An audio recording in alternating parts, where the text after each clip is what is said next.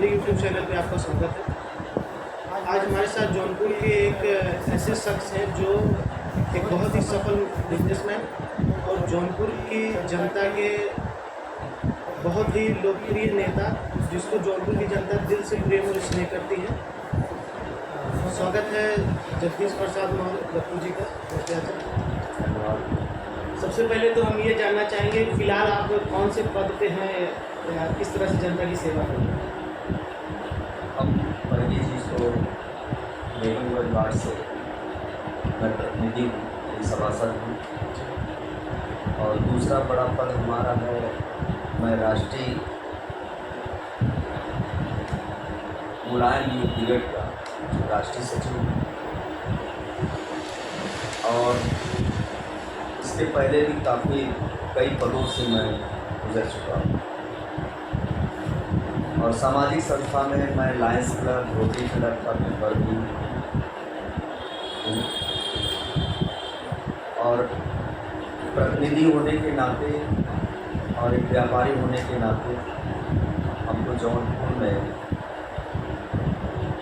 लोगों के बीच में रहने का एक मौका मिला और उस मौके से हमने जनता की सेवा भी की।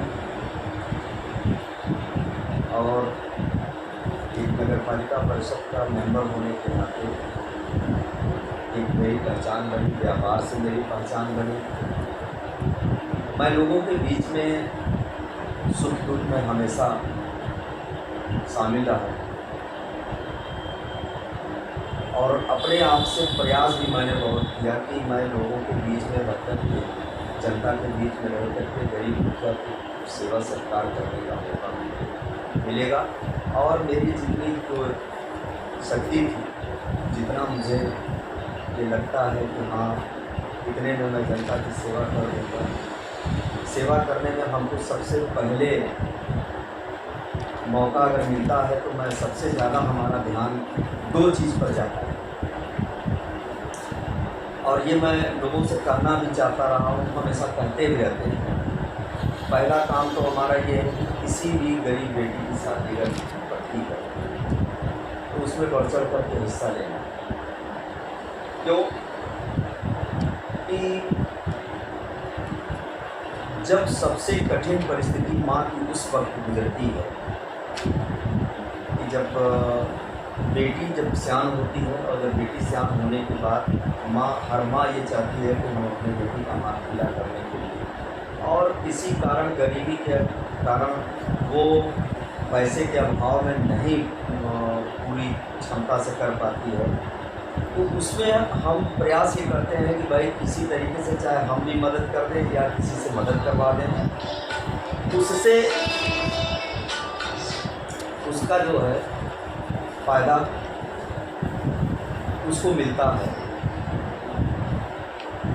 और हम लोग उसमें दो चार साथी और भी प्रयास करते हैं कि भाई किसी तरीके से बेटी का हाथ पीला हो जाए और शादी विवाह हो जाए, अच्छे घर चली जाए बेटियाँ। तो पहली प्राथमिकता हमारी, हम उन गरीब बेटियों के लिए, उस माँ के लिए खड़े रहते हैं कि उसका जो है, चाहे गांव की बात हो चाहे ज़िले की बात हो, हमारे ज़िले का अगर गौरव बढ़ेगा तब कि जब हम सर्वसंपन्न सारी चीज़ों से इस तरीके से अगर कार्य कराते रहेंगे। और दूसरी चीज़ें हमारी आती है शिक्षा पर। हम अपने नौजवान साथियों को जब भी हमारे यहाँ कोई काम मौका जब भी हमको मिलता है, चाहे मंच से बोलने का मौका मिला हो, चाहे अपने आवाज़ से मिला हो, चाहे आप लोगों के चैनल के माध्यम से मिला हो, हम हमेशा अपने युवा पीढ़ियों को ये कहते हैं कि देश की तरक्की और ज़िले की तरक्की, उत्तर प्रदेश की तरक्की तब है कि जब शिक्षा की तरफ आप जाएंगे। बगैर शिक्षा के आप कोई चीज़ हासिल नहीं कर सकते। और मैं लोगों से ये अपील भी करता रहता हूँ कि जिस तरीके से हम लोग भंडारे का आयोजन करते हैं, श्रृंगार का आयोजन करते हैं, तो उसी कड़ी में हम इसको भी जोड़ते हैं, अपील भी करते हैं कि भाई जो बच्चा गरीब पढ़ने लिखने में बहुत तेज लगा, क्या उसके लिए भी अगर गांव देहात से लेकर के जिले तक अगर लोग चंदा लगा कर उस बच्चे की फीस अगर हम लोग जमा कर देते हैं, अगर वो बच्चा कहीं पढ़ लिख करके कोई बड़े पदों पर चला गया या देश की सेवा करने के लिए अगर चला गया या प्रदेश की सेवा करने के लिए अगर चला गया, तो हमारे जिले का भी एक गौरव बढ़ेगा, नाम बढ़ेगा और हम भी अपना सीना तान करके कहेंगे कि हम लोगों ने इस बच्चे को मदद किया है, आज ये बच्चा इस मुकाम पर पहुंचा है जिसकी हम लोग कभी कल्पना की। तो ऐसी सोच हमारी जो है हमेशा से रही है। और मैं अपने कॉलेज पीरियड में मैं जब पढ़ाई करने जाता था, हमारी सोच ये गरीब के प्रति, व्यापार के प्रति और शिक्षा के प्रति ये शुरू से हमारा एक नेचर बना। मैं नगर पालिका इंटर कॉलेज से पढ़ाई की और पढ़ाई करते करते परिवार की स्थिति भी हमारे बहुत नाजुक है। हमारे पिताजी राजगीर हैं और वो दिन भर अपनी राजगिरी करके आते थे, शाम को हम लोगों का शिक्षा के बारे में वो बहुत उनकी बड़ी तमन्ना थी कि हमारे बेटे या हमारी बेटियां पढ़ लिख करके कुछ ऐसे मुकाम पर पहुँचे, मगर घर के हालात वो नहीं थे जिन हालात में हम बहुत अच्छी पढ़ाई कर सकें। हम लोग पढ़ाई करते करते व्यापार की तरफ हमारा ध्यान गया। क्योंकि पिताजी हमारे राजगीर थे तो रोज़ मैं देखता था कि वो 4 कोस 5 कोस 2 कोस यहाँ तक कि 15-15 दिन 20-20 दिन तक आते नहीं थे घर को। जहाँ काम करने जाते थे वहीं अपना बसेरा हो जाता था, इनका काम करके तब हम घर लौटते थे। जब वो लौट करके आते थे तो घर का खर्च और पढ़ाई लिखाई का जितना लोगों को देना लेना लगता था ना करते, तो उनकी देखने के बाद हमको ये लगता था कि बड़ी संघर्ष से उन्होंने हम लोगों को जिस तरीके से पाला पोसा। हमारे चाचा जी को अनंतलाल मौर्य जी को उन्होंने पढ़ाया और ला कराया, उनकी बड़ी इच्छाएँ थी। हालांकि वो अपने मकसद में कामयाब भी हुए और हम लोगों का जो चाहते थे कि बेटे भी हमारे पढ़ लिख करके किसी मुकाम पर पहुँच पाए, हालांकि वो चीज़ उनका मकसद नहीं पूरा हो पाया। मकसद ना पूरा होने का कारण केवल परिवार की स्थिति को देखते हुए, क्योंकि हमारी सिस्टर भी बड़ी हो गई थी, शादी विवाह का भी उस समय घर में ये लगने लगा कि अब शादी विवाह भी करने का स्थिति आ गई है। तो उन सब सारी चीज़ों को देखते हुए हमने भी अपना व्यापार की तरफ रुख कर दिया और व्यापार का रुख हमने, जैसे कि पहले हमारे पास चक्की, आटा पीसने वाली चक्की थी, तेल पेरने वाले स्पेलर था, फिर उसके बाद किराने की दुकान पर बैठे हैं, फिर उसके बाद धीरे धीरे करते करते एक पहले टीवी चलती थी, गांव-गांव वीडियो दिखाने का काम होता था। तो हम उसमें किसी तरीके से चंदा से ला करके पैसे इकट्ठा करके उसमें हमारे बानोई जी हैं, महेंद्र नाथ, आज दुनिया में नहीं है, उन्होंने बड़ी मदद हमारी और उन्होंने एक टीवी मुझे दिलाया और VCR लोगों ने किसी तरीके से चंदा लगा कर खरीद लिया, हमारे दोस्त के साथी से दे दिया। तो उस वीडियो से अपना पर्सनल व्यापार हमने चालू किया और वो व्यापार हमने काफ़ी दिन तक वो चला। उस व्यापार से हमने कुछ सिस्टर की भी शादी और भाइयों की भी शादी, अपनी स्वयं शादी जो है मकान बनवाने का काम। तो उस व्यापार से हम लोगों ने चालू किया और उस व्यापार से धीरे धीरे सोच और हमारी बढ़ी। कुछ दिन हमने कोतवाली चौराहे पर लाइटरी का भी काम किया, उस समय बहुत तेज़ी से प्रचलन चल रहा था लाइटरी का। कुछ दिन हमारे मित्र मोतीलाल यादव बाल सखा हमारा, उसके साथ हम लोगों ने सब्जी वगैरह का भी काम किया। आजमगढ़, गोरखपुर, राबर्ट्सगंज और इन जगह भी हम लोग जो है कि लेकर के जाते थे, सब्जी वगैरह बेचने का काम करते थे। और सब्जी के साथ साथ फिर वहाँ से दिमाग ये हटा कि फिर और कुछ व्यापार होना चाहिए। तो जो वीडियो चलता था उसी में लाइब्रेरी हमने खोली, कैसेट की दुकान खोली।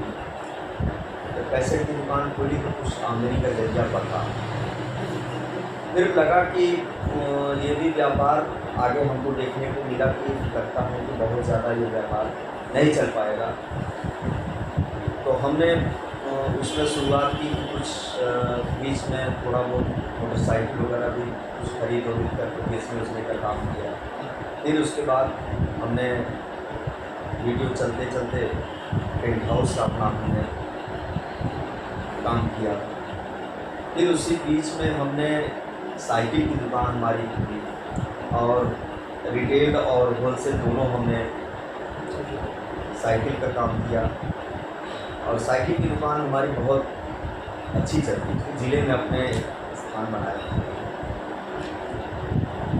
मगर साइकिल का भी व्यापार धीरे धीरे करके वो डाउन होता गया। इसमें भी लगा कि बहुत ज़्यादा नहीं चल पाएगा। तो फिर हमने पूर्ण रूप से हमने कर दिया टेंट हाउस। उस समय टेंट हाउस का प्रचलन चला, आज से 30 साल पहले।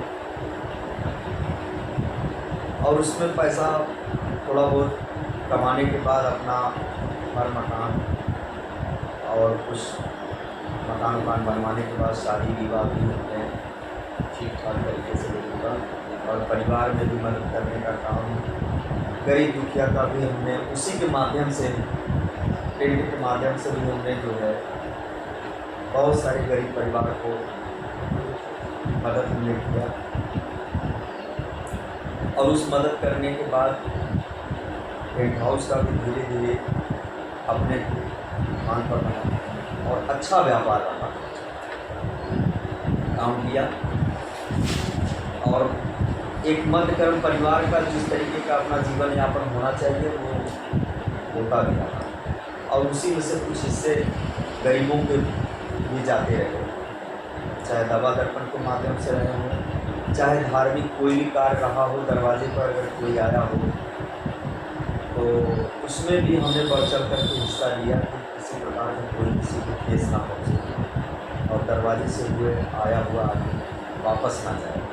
ये मेरा अपना प्रयास रहता था। आते थे मगर शिक्षा पर मेरा विशेष ध्यान रहता था। उन लोगों को मैं कहता था कि इन सब के साथ साथ आप अपने परिवार को, अपने गांव को, अपने जिले की तरफ, शिक्षा की तरफ भी आप लोग ध्यान दें, क्योंकि शिक्षा सबसे बड़ी आपकी कुंडली है।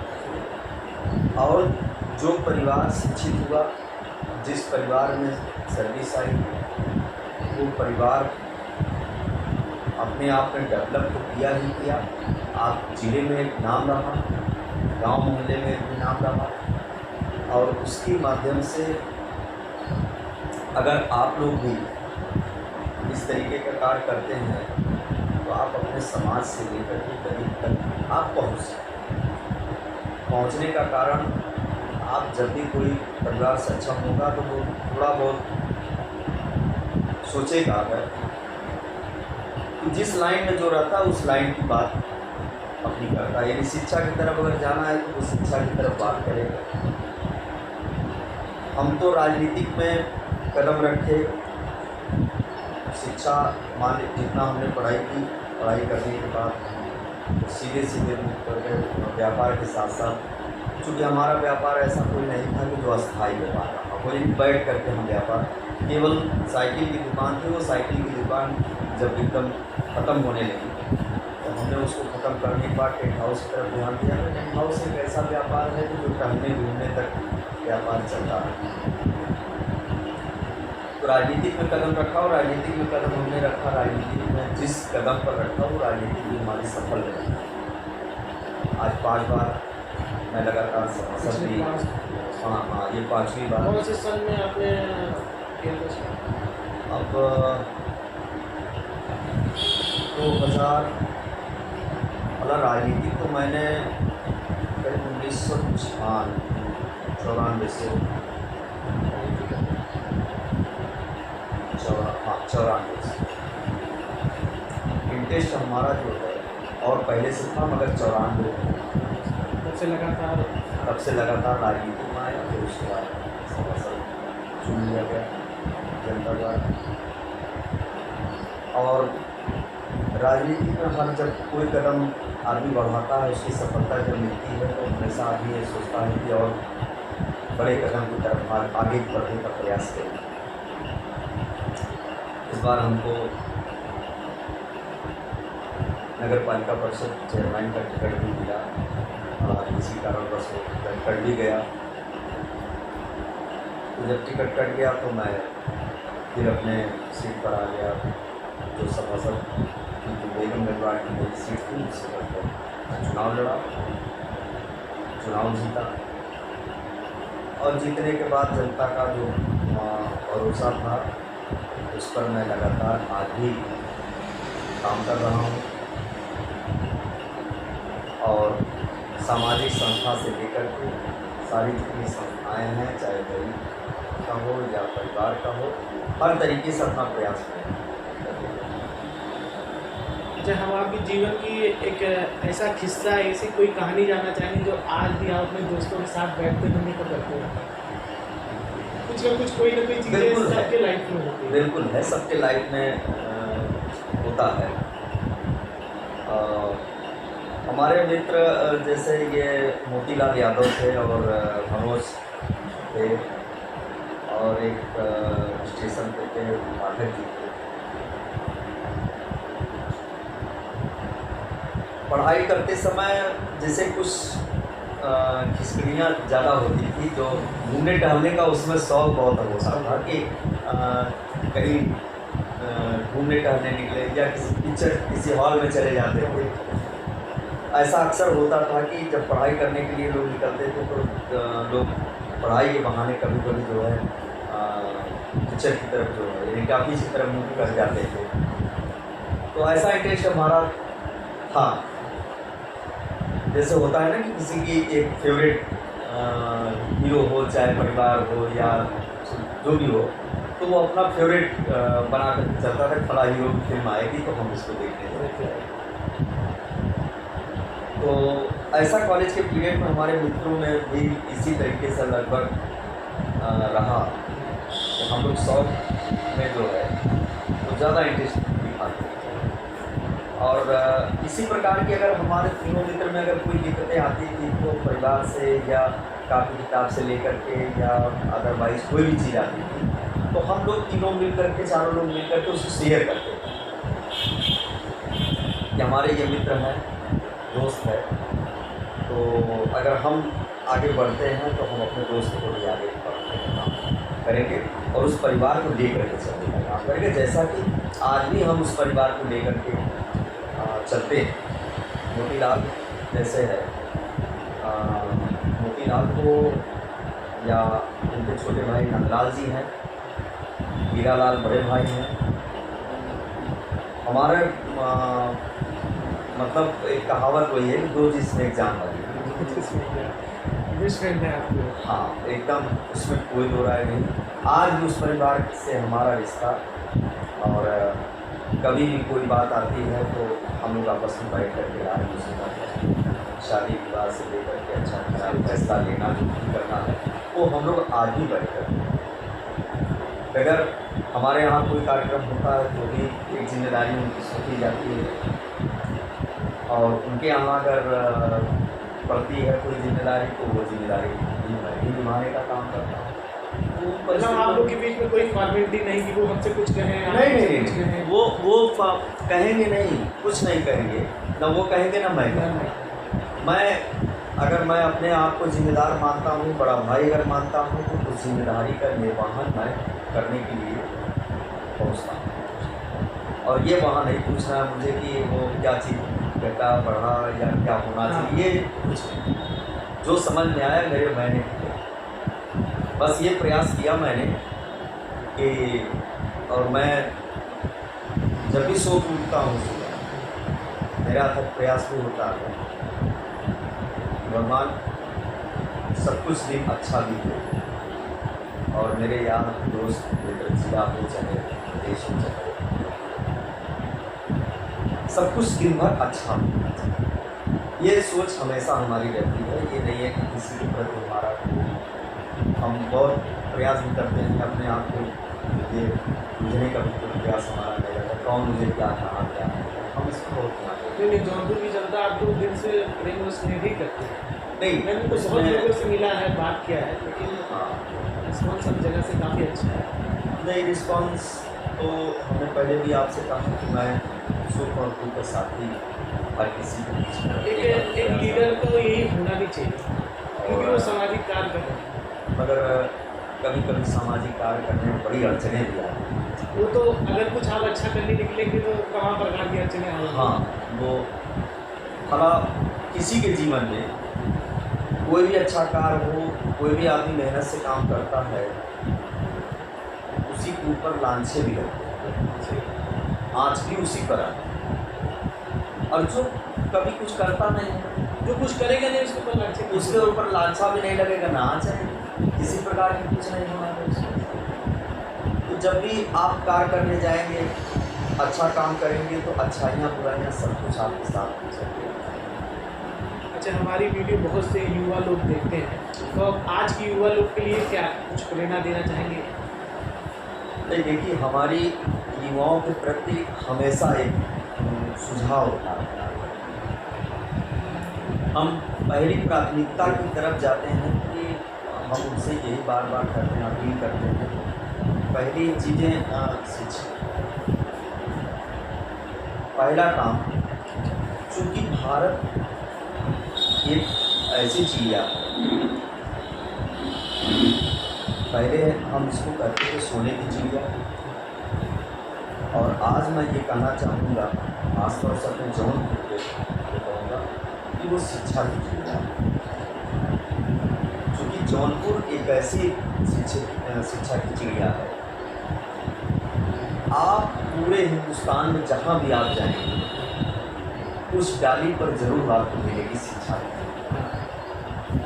इन शॉर्ट ये कह सकते हैं, आज पूरे विश्व को हिंदुस्तान के लोग ही चला रहे हैं, हिंदुस्तान के ही शिक्षित लोग चला रहे हैं। शिक्षित लोग, बड़े बड़े कंपनियों के CEO इंडिया के ही लोग हैं। तो मेरी युवाओं से ये अपील रहती है कि आप इतनी मेहनत करिए, इतना संघर्ष करिए कि मतलब पूरे हिंदुस्तान में जौनपुर का एक अपना स्थान होना चाहिए, विदेशों में भी होना चाहिए, डंका बजना चाहिए।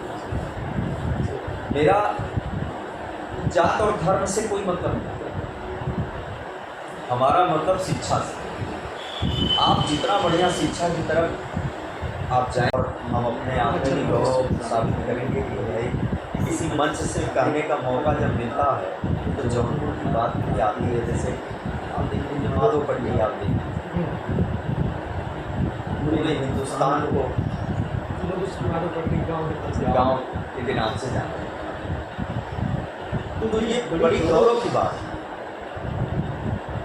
हम लोगों के लिए ये बड़ी गौरव की बात है। और इसलिए मैं अपने भगवान से अपील बार बार करता हूँ, भाई आते हैं लोग, हम ये कहते हैं कि 2 रुपये का खा दो, कपड़े सस्ते पहने दो, गहने मेरे ना, मगर शिक्षा शिक्षा एक ऐसी जन्म मिली है, सारे राज उसी से मिले और सारे भाग उसी से मिले। शिक्षा ऐसा चीज़ है जो सब कुछ दे सकती है। शिक्षा से चाहे किसी मंत्र की तरफ आपको जाना होगा तो शिक्षा से, और किसी आप साइंस से लेकर के वैज्ञानिक से लेकर के जहाँ भी आपको जाना, यही आज शिक्षा एक ऐसी कड़ी है, जैसे मान लीजिए थोड़ी देर के लिए पंखा चल रहा है, बगैर शिक्षा का नहीं है। ये मैं धंधे करता हूँ भगवान कि जिसने ये बनाया, बिजली पैदा की, शिक्षा से हुआ। आज आप ही अगर लैपटॉप, कंप्यूटर, मोबाइल, जितनी भी चीज़ें आ रही हैं तो शिक्षा के माध्यम से, चाहे घर में किसी भी एंगल से कोई भी चीज़ को आप ले लीजिए, वो जो भी है वो शिक्षा के माध्यम से। जो बगैर शिक्षा के आप कोई कार्य,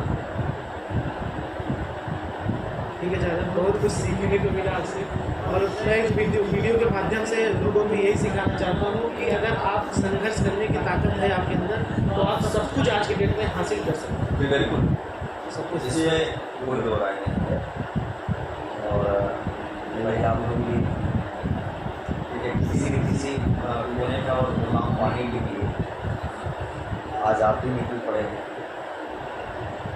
और आप भी लोग भी ग्रेजुएट हैं और हमको लगता है कि कहीं न कहीं आज आप लोगों को चाहे वो सर्विस नहीं हासिल हुई हो या किसी चीज़ में मुकाम अगर हासिल नहीं हुआ, तो जिस चीज़ में आप मुकाम अगर आप करना चाहते हैं वो दिल मेहनत से आप करेंगे, जिसमें कोई दो राय नहीं है कि सफलता कोई भी चीज़ें हैं, आप किसी कारण में आप लग जाएंगे, हमको ये पूर्ण विश्वास है कि आप सफलता जरूर हासिल करेंगे। मैं एक और चीज़ चाहता हूँ कि आप लोगों से अपील करें कि पेड़ लगाएं, क्योंकि आज के समय का जो मौसम है, जिस तरह से गर्मी बढ़ रही है, उसको कंट्रोल करने का सिर्फ एकमात्र तरीका है पेड़। तो मैं चाहता हूँ कि आप विदाउट लीडर जौनपुर की जनता को ये संदेश दें कि पेड़ लगाएं। पेड़ गवर्नमेंट की प्लान भी रहती है, कितने करोड़ हमने पेड़ लगाए। देखिए अब वो तो कहेंगे किसी भाषा में तो वो अच्छा नहीं लगेगा। पेड़ लगाना कोई बहादुरी नहीं, लेकिन जो बहादुरी आपका है वो उसको सिंचाई करना, उसकी देखभाल करना।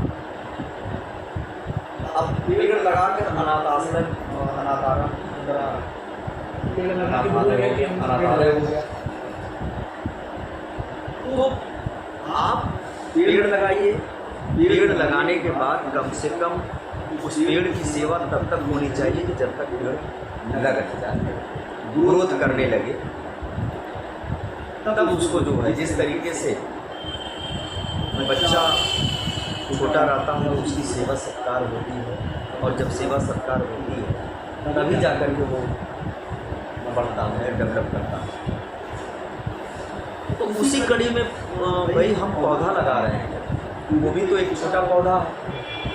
अब जिस तरीके से उस छोटे पौधे को हम सींचेंगे ग्रोथ करेगा, पानी, खाद, मिट्टी उसमें जान डालने का जिस तरीके से हम उसको जितना बढ़िया टॉनिक देंगे, यानी बच्चे को दूध मिलाएंगे, यहाँ हम खाद देंगे, पानी देंगे, सेम सिस्टम तो वही हुआ। उसको भी तो एनर्जी तो नहीं चाहिए, अगर उसको एनर्जी नहीं मिलेगी तो पौधा बढ़ेगा कहाँ से। तो हमारा सुझाव ये है कि जितने पौधे लगे तो उस पौधे की सेवा होनी चाहिए। आप 10 पेड़ लगाएं, एक अगर वो मत लगाएं, आप 10 लाख लगाएं, पौधा उतने लगाइए जितने में पौधे को हम सींच करके अगले साल उसको बड़ा कर सकें, ग्रोथ कर सकें, और वही आप सक्सेस हो पाएंगे। आप कागज़ पर अगर 1 करोड़, 2 करोड़, 10 करोड़ पेड़ लगा देने से उससे कोई मतलब नहीं। आज सीजन आ रहा है, बारिश का मौसम भी आ रहा है, और मेरी जनता से भी अपील है, अगर हर घर में अगर 2 पेड़ अगर लगा दें, सस्ता तो जो लगा रही गवर्नमेंट जो लगा रही है, गवर्नमेंट पेड़ दे रही है आप, ऐसा नहीं कि नहीं दे रही। गवर्नमेंट से आप पेड़ दीजिए और हर घर अगर 2 पौधा केवल लगाकर वो अब सुबह निकलते समय अगर 1 लोटा पानी उसमें और खाद अगर डालेगा तो हमको ये पूरा विश्वास है कि वो पौधा निश्चित तौर से लगेगा और मात्र 5 साल 10 साल के बीच में अपने यूपी को बिल्कुल हरा भरा बदल सकता है, मगर उस परिवार का सहयोग उसको मिलना चाहिए पौधे को, क्योंकि जिस तरीके से हर किसी के ऊपर सहयोग होता है तो पौधे के ऊपर भी वो भी अपनी एक अपेक्षा लगा कर बैठा कि मेरा सहयोग कोई करेगा तो हम लोग करेंगे। भाई जिस तरीके से फल लगता है पौधा फलदार होता है उसकी लोग बड़ी सेवा करते हैं, तो जब सेवा करते हैं पूरे पूरे बगीचे तैयार होते हैं। तो सेवा करने के बाद तो मैं ये कह रहा हूँ कि हर घर अगर 2 पेड़ का केवल ये छायादार पेड़ हो पौधा हो उसको लगाएं और वही घर उसको सेवा करें, कोई दिक्कत नहीं आएगी। अब तो गवर्नमेंट कहीं टी गार्ड भी देते हैं, हमारे यहाँ नगर पालिका टी गार्ड भी देती है, तो टी गार्ड भी दे 1-2 साल अगर टी गार्ड में रह जाएगा तो वो जानवरों से भी बचा रहेगा और अच्छा ग्रोथ कर जाएगा। तो इस तरीके से पर्यावरण को अगर आप लेंगे तो ये प्लान सक्सेस आप लगाने के लिए 2 करोड़ लगा दीजिए नदी के किनारों पर और नदी की जो नदी के तीरे अगर उस पर हम पीपल और बरगद धीरे धीरे पीपल और बरगद अगर हम लगाते हैं तो उससे हमारा पर्यावरण भी शुद्ध होगा और बड़ी आसानी से वो लग भी जाएगा और उससे बहुत सारे फायदे मिलेंगे। खास तौर से हम लोगों को जो इस तरीके की बीमारियाँ आने वाले कल जो इस तरीके से हो रही बीमारियाँ आ रही तमाम तरह की बीमारियाँ आ रही हैं, तो उस पौधे को अगर हम नदी के धीरे धीरे पूरा बरगद और पीपल यानी अगर 2 पेड़ हमने बरगद लगाया तो 2 पेड़ पीपल लगाए और उसकी ग्रेडिंग होनी चाहिए और पीपल और बरगद अगर लगा तो 5 साल में तगड़ा ग्रोथ करेगा और एक हरियाली की छावनी में तब्दील होगा और उसका फिर वातावरण यानी नदी के जो नीरे का वातावरण होगा या उसके 10-5 किलोमीटर के रेंज में जो वातावरण होगा वो बिल्कुल शुद्ध होगा, अच्छा होगा, देखने में भी बहुत सुंदर लगेगा। हम अपने नौजवान से और हर परिवार से ये अपील करेंगे कि सुबह लोग टहलने घूमने जाते हैं नदी, अगर 2 पेड़ लगा रहे हैं तो कम से कम उसको 1 महीने 2 महीने उसी नदी से पानी लेना है और उसे दे देना। और ऐसा अगर होता है तो हमारे ख्याल से बहुत बड़ा ये संदेश होगा और अच्छा माहौल होगा पर्यावरण। बहुत कुछ सीखने को मिला आज। जिसको भी ये वीडियो अच्छा लगा वीडियो को लाइक करें और चैनल को सब्सक्राइब करें। बहुत बहुत धन्यवाद।